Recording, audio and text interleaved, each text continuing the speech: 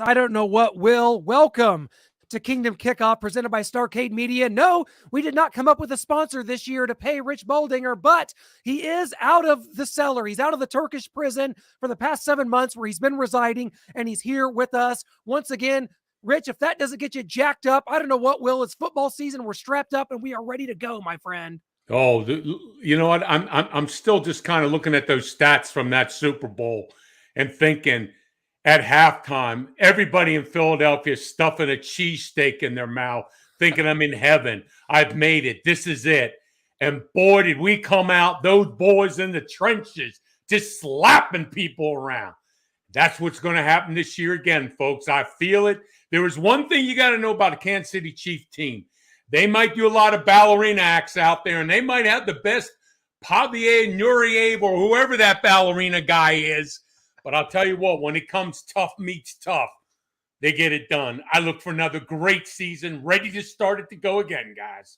Absolutely. And Rich, since you brought it up, that line up there, those front five, we've got 2 new tackles out, Orlando Brown Jr. and Andrew Wiley in, Donovan Smith, Jawan Taylor. What do you make of those 2 new tackles, and how big of an addition is that for our Chiefs? Well, I'll tell you what, you just watch that second preseason game where they really got a chance to put some things together, a couple drives. This was their game to make things happen.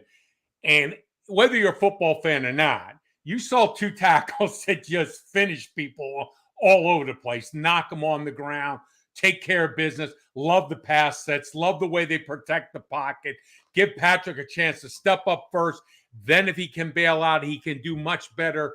I tell you what, it's going to be so much nicer not seeing a 6'8", 350-pound Mack truck on its keister every time as Patrick was running for his life. So I look for good things for him up front. And listen, nothing against Wiley. Wiley played his butt off last year for us.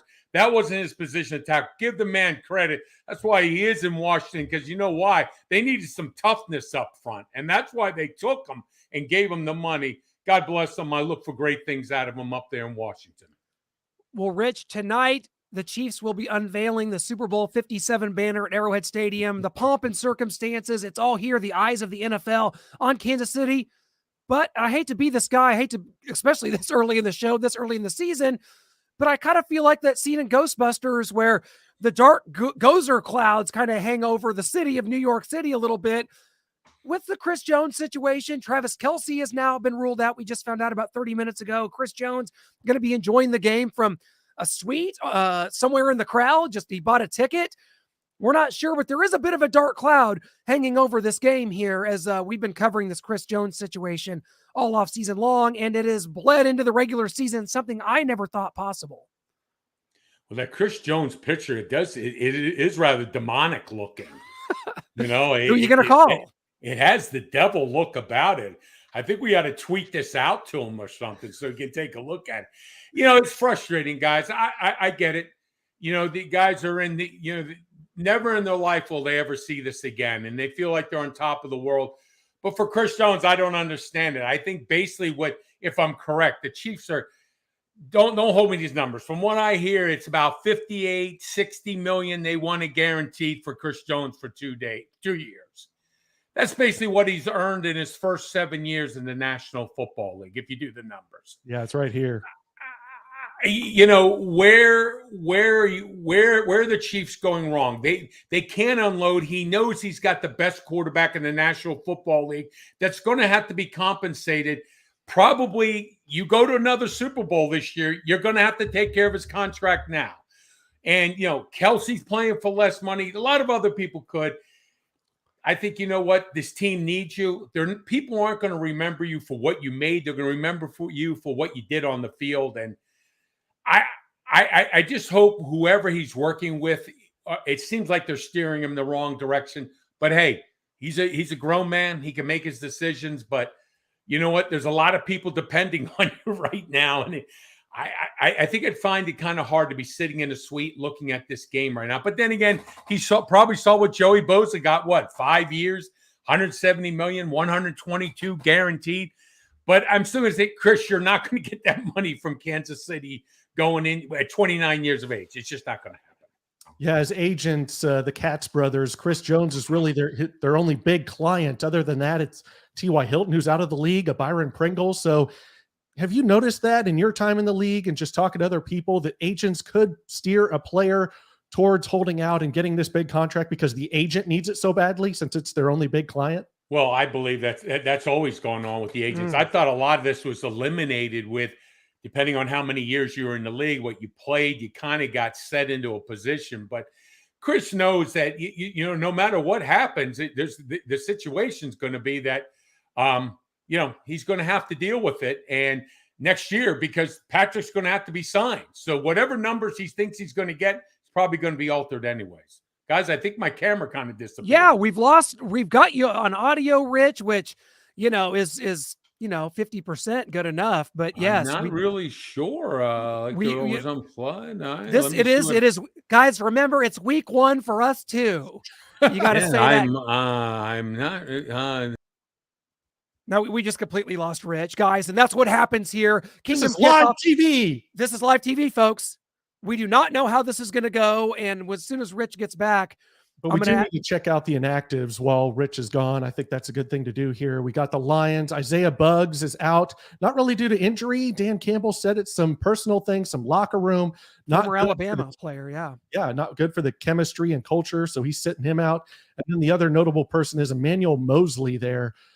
Corner for them. So they've kind of got a backup corner. They've got Cam Sutton, who's really strong. We'll hear about him a little bit later.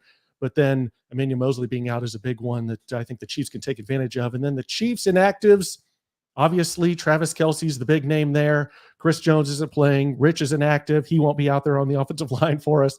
And, of course, Darius Rush, the corner we brought over from the Colts, Nick Jones, B.J. Thompson, Wanye Morris, Lucas Niang, and Neil Farrell, the defensive tackle that we brought over from the Raiders. I guess he's not quite up to speed yet, Clint. Makes sense. And that's someone that's going to probably have to see some rotational snaps here coming up as the season goes on.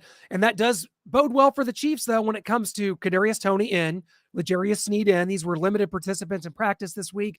And so you're going to get to see a healthy dose of Patrick Mahomes and the young targets. And we talked about it earlier this week on Arrowhead Allies on our Tuesday night show. It's a chance for the young receivers to shine. We're going to talk about that to Rich later. If we are able to get Baldy back, remember, he's been in a Turkish prison for 7 months. So sometimes camera may be a little dusty there, but I wonder if they say Chris Jones is supposed to be at the game tonight. Like you mentioned it earlier, whether he's in the crowd, maybe in a suite. And is Travis Kelce going to join him? Is this what we're going to see tonight? Yeah, this could be. Maybe they're just coming down into the crowd like Scott Hall and Kevin Nash, the NWO, walking in, taking over the arena. They've got tickets and they're just going to sit there and they're going to cause no trouble, no drama. Maybe that's what you have here. My guess, Chris Jones in a suite, Travis Kelce on the sidelines in some kind of sweatsuit or some kind of, prolific outfit that we come to know Travis Kelce to have on. So we will see. Yeah, but what do we think about this Patrick Mahomes without Travis Kelce? Have we seen it before? We have a few times here. Yeah.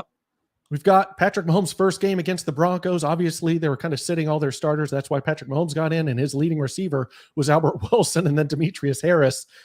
So Patrick Mahomes making chicken salad out of chicken you-know-what there with a 27-24 win in his first start in his rookie year.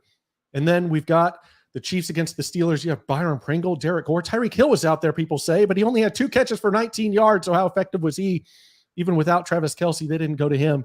And McCole Hardman was third. And then Darrell Williams. Just Patrick Mahomes can make it work and find ways to move the ball, even though he's not catching Kelce. And that's what I think is going to happen here tonight. I think you're going to look at the stat line when all is said and done, and you're going to go, wow, look at what Kadarius Toney was able to do. Look at what MVS was able to do. Maybe even look what Noah Gray was able to do as he gets the start with Travis Kelce being out. And we're going to be looking for guys like Sky Moore, maybe Rashee Rice. I mean, gosh, you got Watson, you got Justin Ross. These guys are all active. All 7 receivers, Noah, are active here. A shocking point that you bring up because people were saying that there's no way that all 7 could be active for a game. And maybe with Kelce going down, maybe they kind of lean into that a little more. Is this something we're going to see all season long? They like these 7, or maybe just kind of see how it plays out this week and early on in the season, and then start sitting someone who's not quite working out and making them inactive. It's going to be interesting how they maneuver these inactives, especially these receivers throughout the season, because they're talking up Justin Ross. We know we like Justin Watson. Richie James is our starting kick returner, punt returner. So it's kind of like, if you like all these guys, you got a second-round pick in Rashee Rice, you like Sky Moore, who's going to sit? Maybe no one all season long. Well, this week, you saw Wanye Morris, a rookie tackle from Oklahoma, coming in there. So this is a really a good time. And we called it earlier this week an experiment. This is like you go into a lab and you throw, like whenever you're in science class and biology, like freshman year of high school, and you just like messing around with your friends, throwing some concoctions into a beaker to see what blows out of it. That's exactly what this is for the Kansas City Chiefs tonight. And it's a good time to do it. It's week 1. The Detroit Lions, guys, last season defensively, now they got some guys up front that can get after you. They're going to be without Bugs, who's, a top defensive tackle for them. But what that means for tonight is throwing stuff around and seeing what sticks. You're going to be able to experiment. You're going to be able to use guys that maybe you normally wouldn't be able to use. You're relying on Travis Kelce. He's your guy. But the Detroit Lions defense, guys, 3rd worst when it comes to scoring defense a year ago, giving up over 25 points a game. And we saw they started 1-6 last year before finishing 8-2 and very nearly making the playoffs. But we'll see which Detroit Lions team that you're really getting here. Is it the team that went on that hot start? Because last year really doesn't mean much at this point. But one thing to look at, guys, when it comes to this Chiefs defense, it needs to force some turnovers here. One thing that's kind of is going to give you a little bit of the creeps going into this game. Jared Goff has not thrown an interception in over 300 attempts, I believe is the stat I saw. So that's something to really keep an eye on, as he's getting close to, I believe, like an NFL record for attempts without an interception. That's something to keep an eye on. Can the Chiefs secondary, if there's not much push up front, if you're not having Chris Jones in there, is this secondary going to be able to do their jobs the way they were a year ago when Chris Jones was getting his 15.5 sacks? Yeah, that's going to be key because the Lions have a strong offensive line. We'll look at their kind of offense here. Obviously, Jared Goff. They draft Jahmyr Gibbs out of Alabama. They've got Amon-Ra St. Brown, Marvin Jones Jr., and Josh Reynolds at the receivers. That's very strong in their line, kind of led by Taylor Decker. And we know they've got Sewell, Ragnow, Vaitai. It's a very strong group. So how are the Chiefs going to get that pressure? We're going to have to see Mike Dana and George Karlaftis really step up for those defensive ends in the middle. We're going to need to see Tershawn Wharton come back. I know he was kind of limited throughout practice, but it sounds like he's going to be a full go. So he's going to have to get back to form and really lead this group. And they elevated Matt Bushman, although he's a tight end on the offensive side, but also Matt Dickerson. So we'll see if he gets any run in there, what they think of him out of UCLA. And then this defense for the Lions, you brought it up. They've got Aiden Hutchinson. That's someone that they're going to have to focus on with Donovan Smith sliding the line to wherever he is. And also maybe Jerick McKinnon with some chips coming out of the backfield because they're going to have to slow him down. I don't know how much one-on-one they can do and leave Donovan Smith out there on an island with Aiden Hutchinson. They drafted Jack Campbell. Charles Harris well out of the University of Missouri at defensive end there. They brought over Cam Sutton and CJ Gardner-Johnson. Cam Sutton from the Steelers, CJ from the Eagles. We know him well from the Super Bowl. But that's really going to shore up their secondary. And Cameron Sutton, someone that's versatile, can also go back and play safety, plays a slot a lot. So see him matched up on wherever Kadarius Toney goes. It's going to be interesting. I think this defense is going to be better. How much better? I still don't know that they can take down a Patrick Mahomes, even without Kelce. Charles Harris, a guy that was a former first-round pick of the Miami Dolphins, traded to the Lions for, I believe, a 6th-round pick a couple of years ago. And now Charles Harris has been named a team captain on this team. So you love to see that from Charles Harris, the former Mizzou player. But Noah, when you think about Chris Jones not being here, he hasn't been here all offseason. It's been an ongoing situation. When you talk about Tershawn Wharton coming back from injury, Keandre Coburn trying to work his way in, he's a rookie. These guys that are working in, Steve Spagnuolo has had an entire training camp to sort of game plan for this, to figure out a way to attack offenses with the players that he has at hand. Does that bode well as opposed to say, well, Chris Jones, like a Travis Kelce, is just a scratch, gets hurt, the day before a game or something like that? Steve Spagnuolo, Andy Reid, this Chiefs coaching staff has had an entire training camp to prepare for this. Yeah, they've seen this coming down the pike for a while. They always hope that it would get worked out, but coaches and how paranoid they are, and they're going to have these contingencies. They're going to be like, well, what if Chris Jones doesn't get signed? So they were preparing for this kind of all off season long, especially as we got into training camp and he's still holding out. He's not showing up. So you kind of saw that through the preseason things they were playing with. You saw Leo Chanel, who might be kind of a player maybe in some sub packages trying to come off the edge. They like what he can bring. And Drew Tranquil, he's a versatile linebacker. He's got some speed. You might see a little bit more blitzing if they can't get there with their front four. I think initially you'll try to get there with your front four, see what you can do, try some games, try some stunts. If that's not getting home, then you start thinking about a Chanel, maybe a Willie Gay, Snead. Obviously, they love him coming out of the slot. We saw Trent McDuffie do it a little bit, blitzing the quarterback out of the slot. Jamari Connor, who's a rookie out of Virginia Tech. We're going to see him some, I think, blitzing. So there's a lot of guys that you're going to see them kind of try out and see what they can play with to try and get some pressure on Jared Goff and this great offensive line for the Lions. Well, guys, we're still trying to get our good friend Rich Baldinger back onto the show, having some technical difficulties here week one. Hey, it's week one for us too. Don't you forget about it. But what a special day it is. Thursday night football. Kickoff at Kansas City at Arrowhead Stadium. I'm still never going to say GEHA Field. I'm never doing it, so they can forget that. Clark Hunt, I'm sorry. They already got used to it. You just said the eyes of the NFL. Chad Henney's in the house. Anything is possible.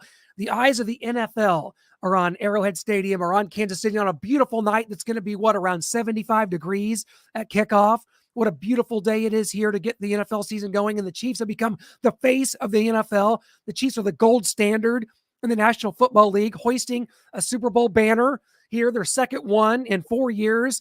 What a feeling it is. Just I get jacked up thinking about it, seeing that flyover, knowing what's at stake here as the Chiefs start their season. Now they've got some problems ahead of them as they're trying to get this first win. You got to win, come out and get a win. The Chiefs are 5-0 under Patrick Mahomes, 4-0, I'm sorry.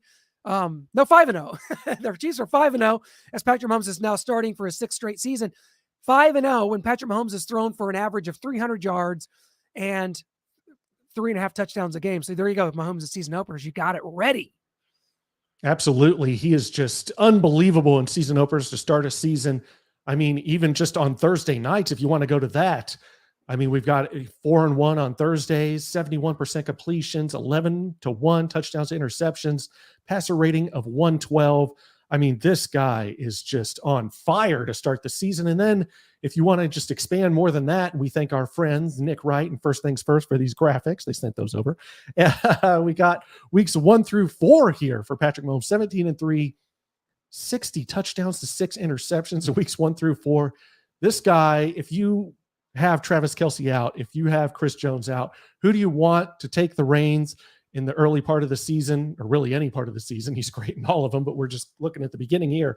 It's none other than Patrick Mahomes, but he is going to face some challenges without Travis Kelce on the offense. We haven't seen it a lot. We showed you a couple games there, but we want to go earlier this week on Tuesday nights. We have our show Arrowhead Allies, and we got to talk to former Lions, former Steelers quarterback Charlie Batch, and he told us a little bit about Aiden Hutchinson and especially Cam Sutton and the kind of challenge that's going to provide for Patrick Mahomes in this Chiefs offense. Hutchinson, I mean, he can get after the quarterback, and that's what you need when you're playing Kansas City, because you can't afford to blitz. You need your rushers to get after the quarterback. So if he can do that and create some pressure, yeah, that's fine. When you talk about Cam Sutton, this is a guy who I've seen since his rookie year all the way through. One of the smartest mentally is that particular person. That's why he was a high IQ guy, and he was highly sought after leaving Pittsburgh in free agency to go to Detroit. Well deserving of the contract. This is a guy who could play multiple positions, including the safety position. He will not miss assignments.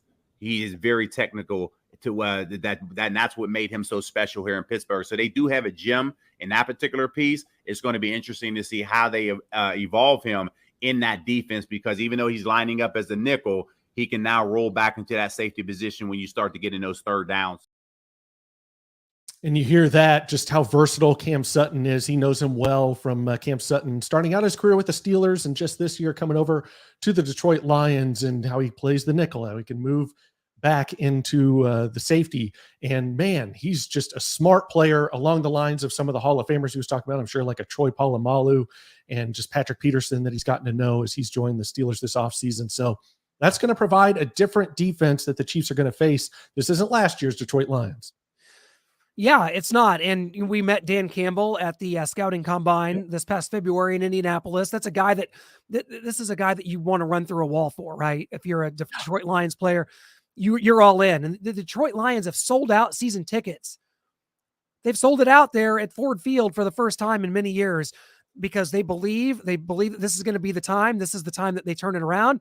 And I do believe at the end of this night, at 11 p.m. tonight, we're going to look back on it, and you're going to get on Twitter, and you're going to have a lot of national pundits look at it and say, we love the Lions. We think they're going to be a force this year, but they just weren't quite ready for prime time. That's the cliche you use, right? When a team that hasn't done it yet comes in and isn't quite ready, loses to a better team, and the Chiefs are that team. The Chiefs are the team.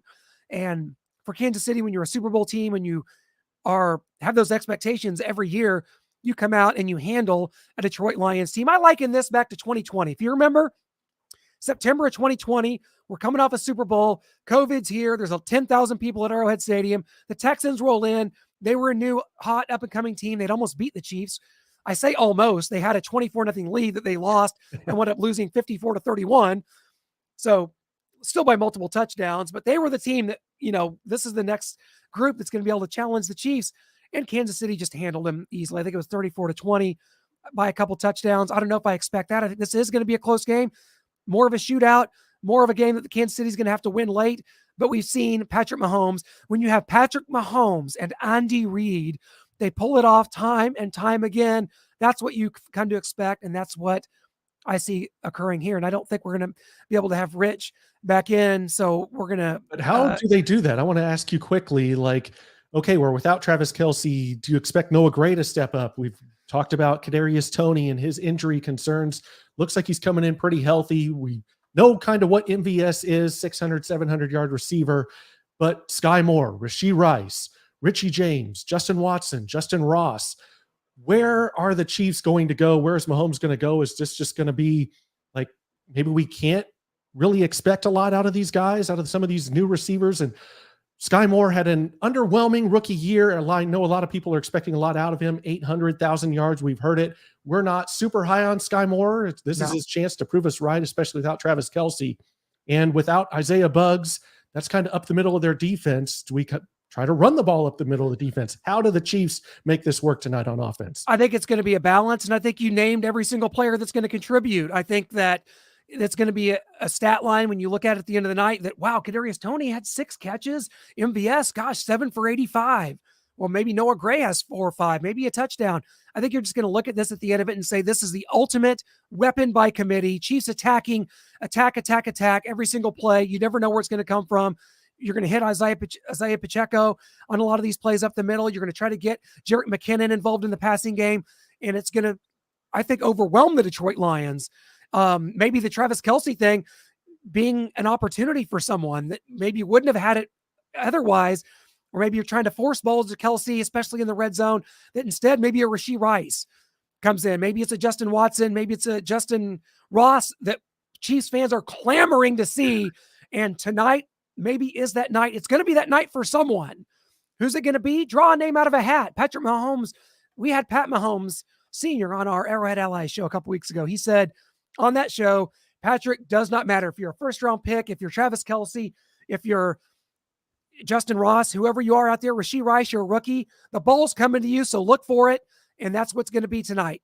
Be on the lookout because these guys are going to feast. Someone is going to have themselves a night.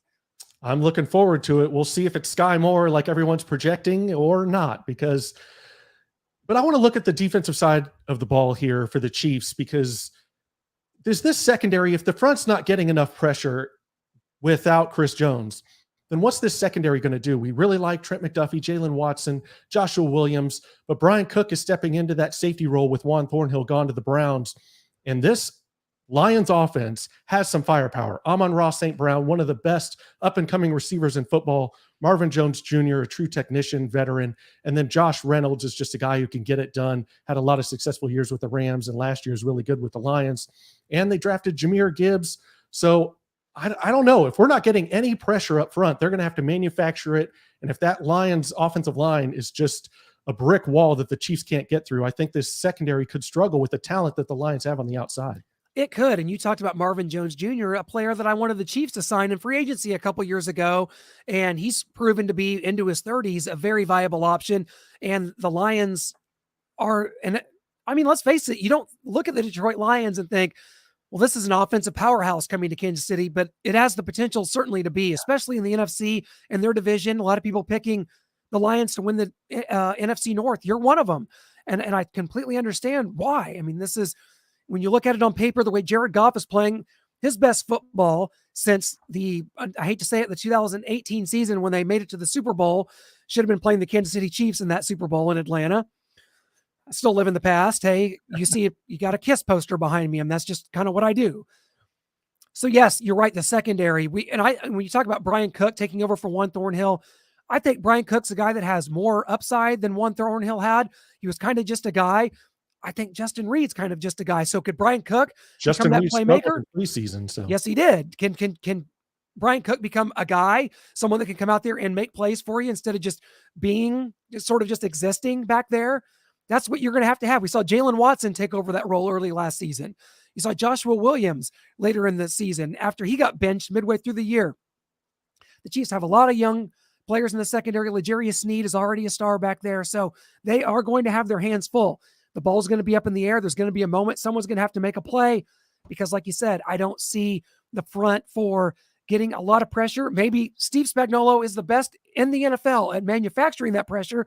L'Jarius Sneed, you always refer to him as a Swiss Army knife. Yeah. Maybe tonight's that night, but you're correct. The secondary and the linebackers are so key. Gay and Nick Bolton, those two, along with Drew Tranquil, I think it's one of the best trio of linebackers in the league. So this is your night, guys. This is no Chris Jones. This is your night. Nick Bolton could have been the Super Bowl MVP if his second scoop for a touchdown had counted like it maybe should have. If that's a fumble, Nick Bolton's your Super Bowl MVP. Maybe he's your team MVP, your defensive MVP tonight as the Chiefs host the Detroit Lions here coming up in just under an hour. Yeah, exactly. I love that take. And I kind of want to go back to the inactives because I just thought of something when I was looking at this. No Darius Rush, no Nick Jones. So that means they're only going with 4 corners in Trent McDuffie, L'Jarius Sneed, Jalen Watson, and Josh Williams. We know Sneed has been kind of hampered by a knee all offseason into training camp, preseason, didn't see him a lot. So if Sneed goes down or someone else happens to go down, how are we going to manufacture this if the Lions are spreading out 4 or 5 wide? I think you're going to see maybe Chamari Connor get into that role as he can kind of play that nickel corner. He's a versatile guy, and that's why I think a lot of people saying L'Jarius Sneed might go after this year and Chamari Connor takes his role because he can be that guy blitzing off the edge, playing safety, playing in the slot as a corner. So he's someone that might have to go in. That's just kind of something to keep an eye on. If they're only going with 4 corners, Sneed with the knee injury that he's been dealing with. And if anybody goes down, they might have to move some pieces around and make that fit. Yeah, I might have sat a receiver there and activated Nick Jones, who had a very good start to the the preseason. The training camp just broke his fingers. Right. Yeah, there is a health issue there. So, guys, we really apologize. We had Rich Baldinger. We lost Rich a couple minutes into the show, but it's that time here. We're going to have to go to Rich's keys to victory because Rich isn't here, but we're going to have to go to the keys of victory. Noah, this is keys to victory, so we definitely have to share this with everybody. Rich's keys to victory: when the Chiefs have the ball, he said it's the young wide receivers' time to shine. We talked about that. Whether it be Justin Ross, Rashee Rice, or Sky Moore, they are going to have to get it done, and they are going to have to show up in a big way without Travis Kelce. Clint mentioned the ball's going to have to be spread around. It's going to go to a lot of different people. This could be the game that maybe Mahomes breaks the record for the amount of people that catch a football because it's going to be spread around. But when the Lions have the ball, D-line get the job done, and that's another thing we talked about. We're not sure if they can get the job done, and that's going to really put a lot of stress on the secondary, but they're going to have to find a way, or Spags is going to have to manufacture it. Come hell or high water, they're going to have to get to the quarterback and put pressure on Jared Goff, or it could be a long night for the Chiefs, which a lot of Chiefs Kingdom don't want to hear, and a lot of people aren't expecting. And he said the team goal, keep the Lions caged. They've got a lot of talent, a lot of speed on that offense. Amon-Ra St. Brown, Jahmyr Gibbs, you're going to hear those names a lot. Marvin Jones Jr. can really get loose if you let him. So keep them caged, keep them locked down, and let this be a great celebration as the Chiefs drop the Super Bowl 57 banner and get a victory to start the season off, even without Travis Kelce and Chris Jones. Show the world, make a statement to the world that Chiefs Kingdom is here. And as long as we have Patrick Mahomes and Andy Reid, we are golden.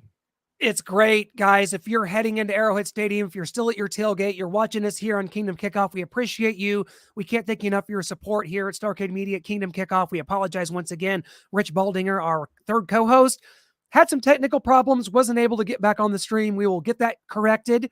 Like Herm Edwards used to always say, promise that something was going to get fixed, and we will get it ready for next week. We will get that fixed for next week. And that's not real.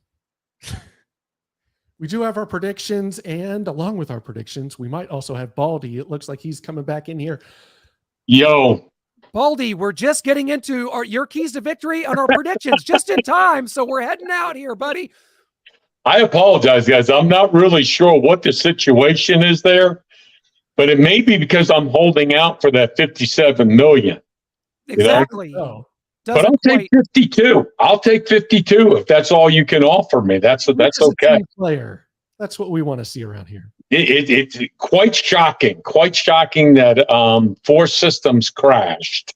Well, but I'm here. I'm here. So what do we need to get involved with here? I mean, Rich, like Herm Edwards used to say, we will correct that problem. We know it. We've identified it. We will fix that for next week. What we are at, Rich, just in time.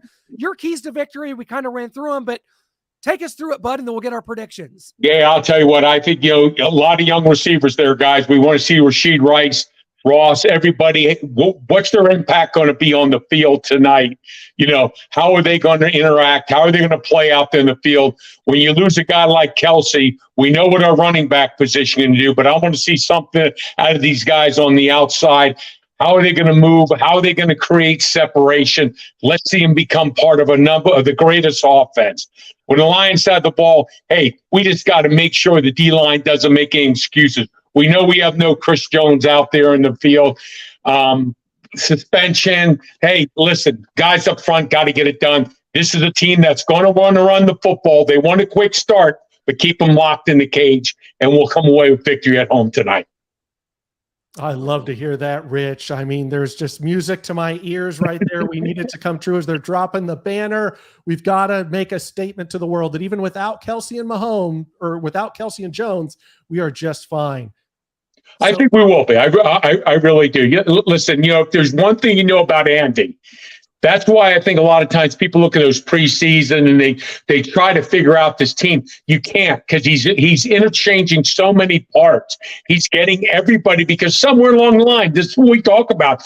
You're going to have to play at a different spot. You're going to have to put your hand on the ground, outside, inside, anywhere. You got to be productive. And that's the one thing you know about the Kansas City Chiefs, that they do it better than anyone with Andy and his crew, making sure people are able to step up.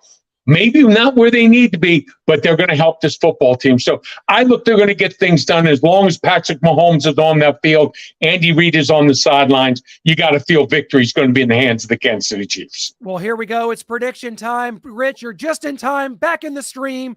And Noah and I have given ours already. Actually, we have the same score. Noah, have you changed your score? I'm just going to say. I was going to change it if Travis Kelce played, but since he's not playing, I've got to keep it the same. I would have given us maybe 10 more points if Travis Kelce played, but he's not. So I still have it 31-27 Chiefs. I mean, I don't know if this defensive line can get pressure. We were talking about that when you were gone, Rich. And if they don't, that's going to really stress out the secondary for the Chiefs, because they've got a lot of weapons. Amon-Ra St. Brown, Marvin Jones Jr., Josh Reynolds, Jahmyr Gibbs out of the backfield. That's a lot of stress on this Chiefs defense if they can't get pressure with their front four. Well, I'll tell you what, I think if the one thing you saw at the preseason, guys, they were bringing pressure from anywhere and everywhere. Watch for a lot of different blitzes, combinations, people coming from all directions. There's the one thing about Jared Goff, and I think, is he hasn't been the best when it comes to really knowing where to go with the football and making those quick decisions.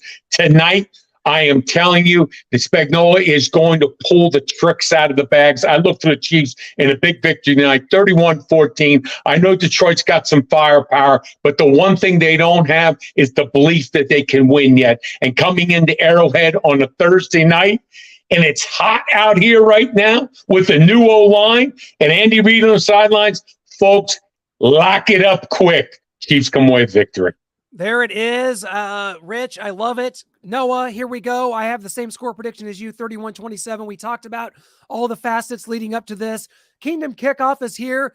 If you're pouring into Arrowhead right now, if you're still at your tailgate stumbling in, we appreciate you for joining us. Rich got on at the last minute. We got the keys to victory. We got the predictions. Made it for the 2 minutes drill, guys. That's right. We're ready for it. And it's week one for all of us here. Thank you so much for joining us here on Kingdom Kickoff. Enjoy it as the eyes of the NFL shine brightly onto Kansas City tonight. Take care, guys. Thanks.